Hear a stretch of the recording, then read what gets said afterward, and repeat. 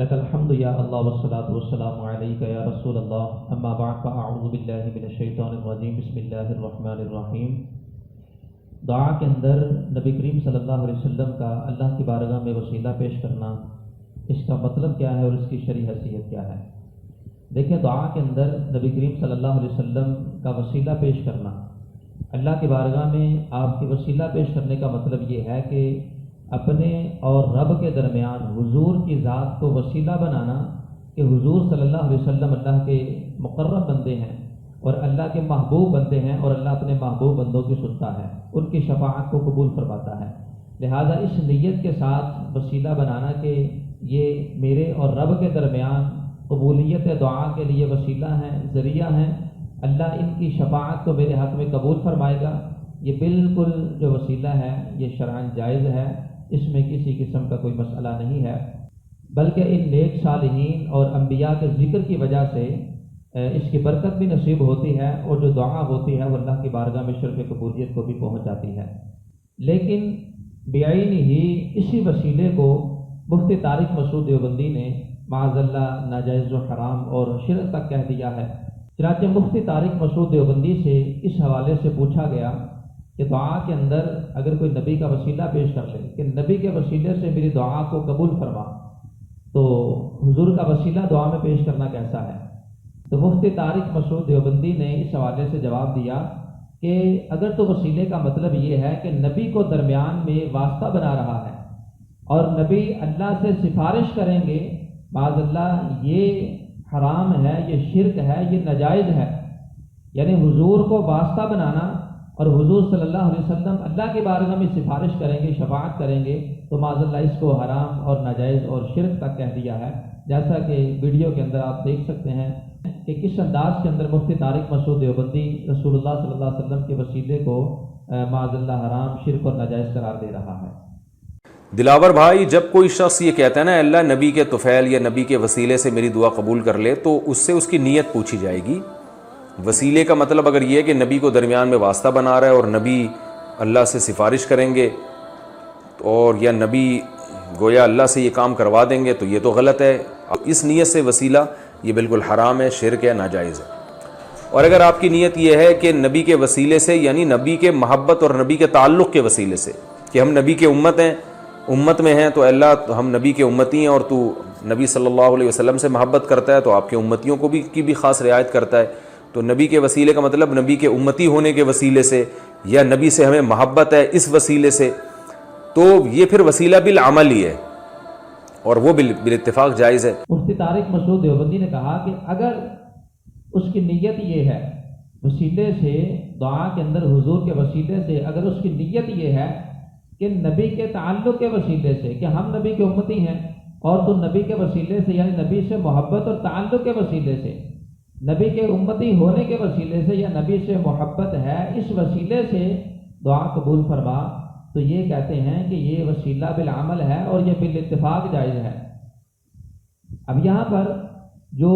مفتی طارق مسعود دیوبندی کی عبارت ہے یہ بڑی قابل نظر ہے، حالانکہ ان کا یہ جو جملہ ہے کہ نبی کے تعلق کے وسیلے سے، کہ ہم نبی کے امتی ہیں،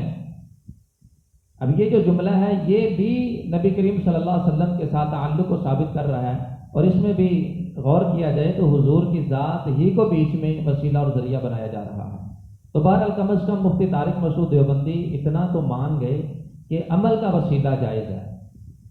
نہیں یہ بات کہ رسول اللہ صلی اللہ علیہ وسلم کی ذات کا وسیلہ بیچ میں پیش کرنا اور حضور کی ذات کو بیچ میں ذریعہ بنانا کہ حضور شفاعت کریں گے، اس کو انہوں نے معاذ اللہ حرام، ناجائز اور شرک بنا دیا۔ حالانکہ میں سمجھتا ہوں کہ یہ جو اتنا بڑا حکم لگایا ہے ان کی احادیث سے اور شریعت سے جہالت کی دلیل ہے، اگر بغور احادیث کا مطالعہ کرتے جو کبھی بھی اتنا بڑا مسلمانوں کے اوپر حکم نہ لگاتے، بلا وجہ مسلمانوں کو کافر و مشرک بنا دیا۔ اور یہ دیکھیں آپ کے سامنے میں اس کو دلیل کے ساتھ اس چیز کو ثابت کرتا ہوں، یہ میرے سامنے جامع ترمذی شریف ہے، اب آپ اس کو دیکھیں۔ مفتی طارق مسعود صاحب آپ بھی تھوڑا سا غور سے دیکھیں کہ کس کتاب کا میں حوالہ آپ کے سامنے بیان کر رہا ہوں، اور اسی مسئلے کو اور اسی وسیلے کو جو ہے نا وہ آپ کے سامنے صحاح ستہ کی کتاب سے ثابت کروں گا۔ یہ جامع ترمذی شریف کی حدیث ہے اور یہ مکتبہ رحمانیہ کی چھپی ہوئی ہے۔ اس کے صفحہ نمبر 675 کے اوپر ابواب الدعوات کے اندر امام ترمذی رضی اللہ تعالی عنہ نے اس حدیث کو نقل کیا ہے۔ چنانچہ حدیث بھی میں آپ کے سامنے پڑھ کے بیان کر دیتا ہوں۔ عن عثمان بن حنیف ان رجلا ضریر البصر اتى النبي صلی اللہ علیہ وسلم فقال ادعو الله ان يعافيني قال ان شئت دعوت وان شئت صبرت فهو خير لك قال فادعوه قال فامره ان يتغدى فيحسن وضوءه ويدعو بهذا الدعاء اللهم إني أسألك وأتوجه إليك بنبيك محمد نبي الرحمة إني أتوجه بك إلى ربي في حاجتي هذه لتقضى لي اللهم فشفعه في۔ حضرت عثمان بن حنیف رضی اللہ تعالی عنہ سے روایت ہے کہ ایک شخص جس کی آنکھوں کا مسئلہ تھا، یعنی وہ نبینا تھا، وہ حضور کی بارگاہ میں حاضر ہوتا ہے اور حضور صلی اللہ علیہ وسلم کی بارگاہ میں عرض کرتا ہے کہ آپ اللہ کی بارگاہ میں دعا فرمائیں کہ اللہ تعالیٰ مجھے عافیت عطا فرمائے۔ تو حضور صلی اللہ علیہ وسلم نے فرمایا اگر تو چاہے تو میں دعا کر دیتا ہوں، اگر تو چاہے تو صبر کر، یہ تیرے لیے زیادہ بہتر ہے۔ اس نے کہا کہ آپ دعا فرما دیجیے۔ اس نے اپنے دل کے اندر سوچا ہوگا کہ آنکھیں ہوں گی تو میں مصطفیٰ صلی اللہ علیہ وسلم کے جلوے دیکھوں گا۔ حضور صلی اللہ علیہ وسلم سے صحابہ کا جو عشق تھا وہ بڑا بے مثال تھا۔ اب اس کے دل میں نیت کیا تھی اللہ بہتر جانتا ہے، لیکن حضور کے جلوے میسر نہیں تھے۔ ہو سکتا ہے یہی وجہ ہو کہ اس نے حضور صلی اللہ علیہ وسلم کی بارگاہ میں آ کے عرض کر دیا ہو، دعا فرمائے اللہ مجھے آنکھوں کی صحت دے دے تاکہ میں شب و روز آپ کے جلووں سے فیضیاب ہو سکوں۔ بہرحال اس نے کہا کہ آپ دعا فرما دیجئے، تو رسول اللہ صلی اللہ علیہ وسلم نے اس کو حکم دیا کہ وہ اچھے طریقے سے وضو کرے اور اس دعا کو پڑھے۔ دعا کیا ہے؟ اے اللہ میں تجھ سے سوال کرتا ہوں اور تیری طرف متوجہ ہوتا ہوں تیرے نبی محمد صلی اللہ علیہ وسلم کے واسطے سے جو کہ نبی رحمت ہیں۔ میں آپ کے وسیلے سے اپنے رب کی طرف متوجہ ہوتا ہوں اپنی اس حاجت کے اندر تاکہ یہ میری حاجت پوری ہو جائے۔ اے اللہ تو ان کو میرے حق میں شفیع بنا، یعنی ان کی شفاعت میرے حق میں قبول فرما۔ اب یہاں پر جامع ترمذی کے اندر امام ترمذی فرماتے ہیں ھذا حدیث صحیح غریب، یعنی یہ جو حدیث ہے یہ حدیث صحیح ہے۔ ایسا نہیں ہے کہ کوئی ضعیف حدیث سے جو نا وہ استدلال کیا جا رہا ہے اور اس مسئلہ وسیلہ کو جو نا وہ بے بنیاد ثابت کیا جا رہا ہے۔ اب اس حدیث کے الفاظ کے اوپر مفتی طارق مسعود دیوبندی کو غور کرنا چاہیے کہ اس حدیث کے الفاظ کیا ہیں۔ اتوجہ الیک بنبیک محمد نبی الرحمہ، کہ میں تیری طرف متوجہ ہوتا ہوں تیرے نبی کے وسیلے سے۔ اب یہاں پر مفتی طارق مسعود دیوبندی کا خیال یہ ہے کہ عمل کا وسیلہ تو جائز ہے، لیکن حضور کو بیچ میں وسیلہ بنانا، حضور کی ذات کو بیچ میں وسیلہ بنانا، ذریعہ بنانا اور حضور کو شفیع بنانا بیچ میں، یہ معاذ اللہ شرک ہے اور یہ حرام ہے۔ اور حدیث میں حضور اس کی تعلیم ارشاد فرما رہے ہیں۔ حضور فرما رہے ہیں کہ تم ان الفاظ کے ساتھ اللہ کی بارگاہ میں دعا مانگو کہ میں اے اللہ تیری طرف متوجہ ہوتا ہوں تیرے نبی محمد نبی رحمت کے وسیلے سے۔ اب مجھے بتائیں کہ کیا معاذ اللہ حدیث شرک درس دے رہی ہے؟ کیا جناب وہ حدیث حرام کام کی جناب وہ دعوت دے رہی ہے؟ کیا حدیث کے اندر تصریح نہیں ہے کہ حضور صلی اللہ علیہ وسلم نے اپنی ذات کو وسیلہ بنانے کی باقاعدہ تعلیم ارشاد فرمائی؟ اب یہ کہنا کہ نبی کو بیچ میں ذریعہ بنانا اور نبی کو بیچ میں سفارش کرنے والا ماننا یہ معاذ اللہ حرام اور شرک ہے، تو مجھے بتائیں اس حدیث کا جواب کیا ہے؟ تو لہذا اس کے اوپر مفتی طارق مسعود دیوبندی کو غور کرنا چاہیے۔ یہ میں نے جامع ترمذی مکتبہ رحمانیہ صفحہ نمبر 675 جو نا وہ آپ کے سامنے بیان کی ہے، اور یہ ابواب الدعوات ہے۔ اور یہی حدیث یہ سنن ابن ماجہ ہے۔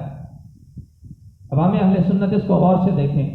اور مفتی طارق مسعود دیوبندی صاحب آپ اس کو غور سے دیکھیں۔ یہ سنن ابن ماجہ ہے اور اس کے اندر بھی یہ حدیث انہی الفاظ کے اندر موجود ہے۔ چنانچہ سنن ابن ماجہ کے اندر صفحہ نمبر 99 اور اس کے اندر جو حدیث بیان کی ہے اس کو امام ابن ماجہ نے بیان کیا ہے۔ حدیث کے الفاظ کیا ہیں؟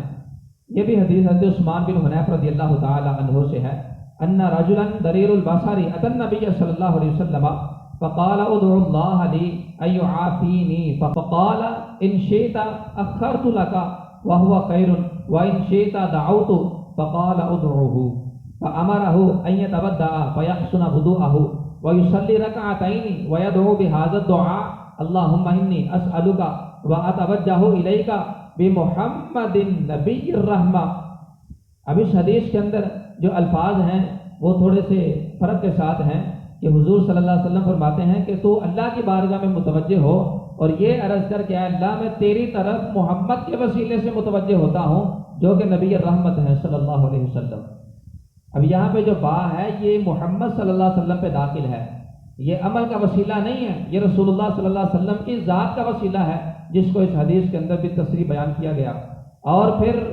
صرف اللہ کی بارگاہ میں دعا نہیں مانگی جا رہی بلکہ سرکار کی بارگاہ میں بھی دعا مانگنے کا طریقہ بیان کیا جا رہا ہے. مفتی طارق مسعود دیوبندی کو تو اس سے تکلیف ہے کہ حضور صلی اللہ علیہ وسلم کو اللہ کی بارگاہ میں جو نا وہ ذریعہ بنایا جائے اور اللہ کی بارگاہ میں سفارش کرنے والا مان لیا جائے تو یہ شرک ہو جاتا ہے. یہاں تو اللہ کی بارگاہ کو دیکھیں, اللہ کی بارگاہ کے اندر بھی حضور کو وسیلہ بنایا گیا اور اس کے بعد حضور کی طرف متوجہ ہونے کی دعوت کی تعلیم دی جا رہی ہے. اس کے بعد فرمایا کہ تو یوں کہہ یا محمد انی قد توجہت بکا الی ربی, کہ اے محمد صلی اللہ علیہ وسلم میں بلا شک متوجہ ہوتا ہوں آپ کے وسیلے سے اپنے رب کی طرف. یہاں حضور کی ذات کا وسیلہ بیان کیا جا رہا ہے, کسی عمل کا وسیلہ نہیں بیان کیا جا رہا. مفتی طارق مسعود صاحب اس کتاب کو کھول لیں اور غور سے پڑھیں اور اپنے عقائد کی اصلاح کریں اور گمراہی کے رستے سے اپنے آپ کو بچائیں. اب یہاں پر دیکھیں حضور صلی اللہ علیہ وسلم نے فرمایا کہ تو یوں کہہ یا محمد انی قد توجہت بکا الی ربی فی حاجتی ہذہ لتقضی اللہم فشفعہ فی. اب کچھ الفاظ کے ساتھ حدیث وہی ہے لیکن اس کے اندر وہی عقیدہ ثابت ہو رہا ہے کہ حضور صلی اللہ علیہ وسلم کو بیچ میں شفیع ماننا اور شفاعت کرنے والا ماننا اور سفارشی ماننا کہ حضور اللہ کی بارگاہ میں شفاعت کریں گے, یہ عین ایمان ہے اور حضور کی تعلیمات میں سے ہے. یہ معاذ اللہ حرام, شرک اور گناہ نہیں ہے جس طرح کہ آپ کی ناقص عقل نے اس سے نتیجہ فز کیا ہے. اور پھر اس کی سند کی جناب و تقویت کا اندازہ لگائیں. فرماتے ہیں قال ابو اسحاق ھذا حدیث صحیح,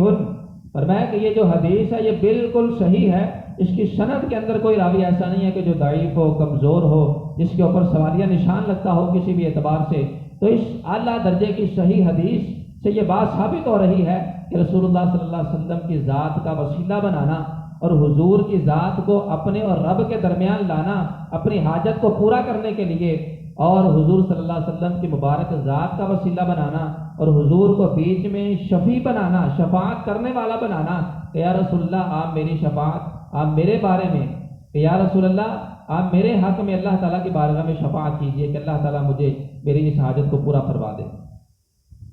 اب یہ جو دونوں حدیثیں ہیں بالکل صحیح الاسناد ہیں جس سے یہ عقیدہ ثابت ہوتا ہے کہ رسول اللہ صلی اللہ علیہ وسلم کو بیچ میں وسیلہ بنانا اور حضور کو بیچ میں شفاعت کرنے والا بنانا اور اس کا عقیدہ رکھ کر اللہ کی بارگاہ میں دعا مانگنا یہ عین ایمان ہے, یہ شرک نہیں ہے جس طرح کہ مفتی طارق مسعود دیوبندی نے اسے سمجھا ہے. اور پھر یہاں پر ایک اور حوالہ جو بڑا قابل ذکر ہے جس کا کوئی بھی رد نہیں کر سکتا. یہ دیکھیے مسلمان اس کتاب کو جانتے ہیں, مفتی طارق مسعود دیوبندی صاحب اس کتاب کو جانتے ہیں. یہ صحیح بخاری شریف ہے. اب صحیح بخاری شریف کی پہلی جلد ابواب الاستسقاء صفحہ نمبر 137 کے اوپر امام بخاری رضی اللہ تعالی عنہ نے اس حدیث کو نقل کیا ہے. ابواب الاستسقاء کے اندر یہ حدیث مفتی طارق مسعود دیوبندی صاحب اس کو دیکھ سکتے ہیں. حدیث کیا ہے؟ حدیث سماعت کیجیے. حدثنا الحسن بن محمد قال حدثنا محمد بن عبد الله الانصاري قال حدثني ابي عبد الله بن المثنى عن سمامة بن عبد الله بن انس ان عمر بن الخطاب رضي الله تعالى عنه كان اذا كهتو استسقى بالعباس بن عبد المطلب فقال اللهم انا كنا نتوسل اليك بنبينا فتسقينا وَإِنَّا نَتَوَسَّلُ إِلَيْكَ بِعَمِّ نَبِيِّنَا فَاسْقِنَا قَالَ فَيُسْقَوْنَ. حدیث کا ترجمہ بھی سماعت کر لیجئے. حضرت انس رضی اللہ تعالیٰ عنہ سے روایت ہے حضرت عمر بن خطاب رضی اللہ تعالیٰ عنہ جب بھی قحط پڑتا تو حضرت عباس رضی اللہ تعالیٰ عنہ کے وسیلے سے, حضرت عباس بن عبد المطلب جو کہ حضور کے چچا ہیں اور صحابہ حضور صلی اللہ علیہ وسلم کے ظاہری پردہ فرمانے کے بعد حضرت عباس سے بہت زیادہ محبت کیا کرتے تھے, تو حضرت عمر فاروق کا یہ معمول تھا. حضرت عمر فاروق رضی اللہ تعالی عنہ یہ بارش کی دعا مانگا کرتے تھے، پانی کو طلب کیا کرتے تھے عباس رضی اللہ تعالی عنہ کے وسیلے سے، اور اللہ کی بارگاہ میں کن الفاظ سے دعا مانگتے تھے، ذرا اس کو غور سے سنیے۔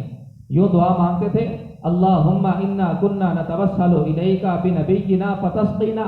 اے اللہ بے شک ہم وسیلہ بناتے تیری طرف تیرے نبی کو، تو ہمیں شراب کر دیا کرتا تھا، اور اب ہم وسیلہ بناتے ہیں تیری طرف ہمارے نبی کے چچا کو، ہمیں سیراب کر۔ تو راوی فرماتے ہیں فیسقون، تو سیراب کر دیے جاتے۔ اب اس حدیث کے الفاظ بڑے قابل غور ہیں کہ اس حدیث میں کس انداز کے اندر حضرت عمر فاروق رضی اللہ تعالیٰ عنہ نے اپنا معمول بیان کیا۔ حدیث کے الفاظ یہ ہیں، انا کننا نتوسل الیک بنبینا فتسقینا، اے اللہ بے شک ہم وسیلہ بناتے تیری طرف اپنے نبی کو، تو ہمیں شراب کر دیا کرتا، یعنی حضور کی ذات کو وسیلہ بناتے۔ یہاں عمل کا ذکر نہیں ہے، یہاں بات جو ہے وہ نبی کے اوپر داخل ہے، یہ نہیں ہے کہ کسی عمل کو وسیلہ بناتے، نماز کو وسیلہ بناتے، نہیں، تیرے نبی کو، اپنے نبی کو ہم وسیلہ بناتے تھے۔ اور یہ ایک دو دفعہ کی بات نہیں ہے، یہاں جو کانا یکون ہے یہ مضارع کے اوپر داخل ہے، انا کننا نتوسل، یہاں جو لفظ کننا ہے